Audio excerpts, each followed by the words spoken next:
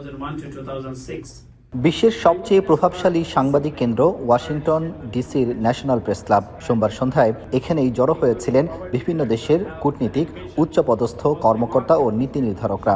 উদ্দেশ্য সদ্যপ্রয়াত বাংলাদেশের প্রথম নারী প্রধানমন্ত্রী বেগম খালেদা জিয়ার রাজনৈতিক ত্যাগ ও আদর্শকে শ্রদ্ধাভরে স্মরণ করা। সমগ্র বিশ্বব্যাপী শোক এবং সহানুভূতি প্রকাশ করা হচ্ছে। আপনারা দেখেছেন বিভিন্ন দেশের রাষ্ট্র এবং সরকার প্রধানরা তাদের শোক বার্তা পাঠিয়েছেন এবং বিভিন্ন দেশের জনগণের পক্ষ থেকেও শোক জানানো হয়েছে। বাংলাদেশে স্মরণসভাটির আয়োজন করেন ন্যাশনাল প্রেস ক্লাবের সদস্য ও মেক্সিকোতে নিযুক্ত বাংলাদেশের রাষ্ট্রদূত Mushfiqul Fazal Ansari.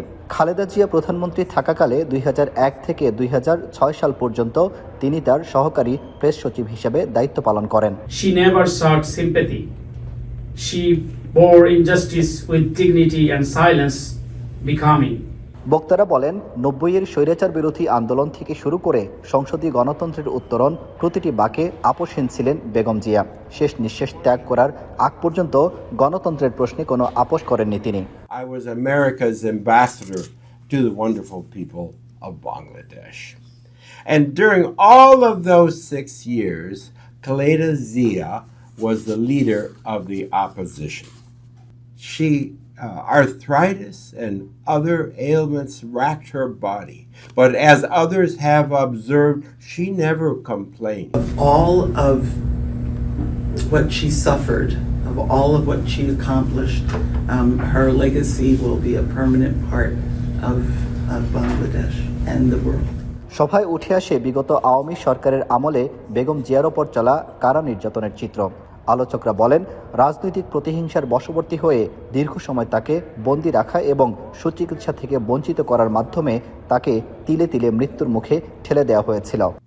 I'm sure that she was someone who media in a free way, and it's fitting that each of you is here to celebrate her life. We still haven't had a woman leader, but Bangladesh, in its infancy, in its 20th year of independence, chose its first woman prime minister. She had to fight against the government, ruling government, and also later on she had to fight against the other rival party. Begum Khaleda জিয়ার ব্যক্তিগত জীবনের চরম আত্মত্যাগের কথা এ সময় স্মরণ করেন বক্তারা। ওয়াশিংটনের এই আয়োজনটি ছিল প্রয়াত বেগম খালেদা জিয়ার প্রতি আন্তর্জাতিক একটি সম্মাননা। বিখ্যাত এই আঙ্গিনায় বৈশ্বিক কূটনীতিকদের উপস্থিতি প্রমাণ করে গণতান্ত্রিক লড়াইয়ের প্রতীক হিসেবে বেগম খালেদা জিয়ার গ্রহণযোগ্যতা আজও বিশ্বমঞ্চে কতটা উজ্জ্বল। আব্দুল আহাদ, এখন ওয়াশিংটন ডিসি, যুক্তরাষ্ট্র।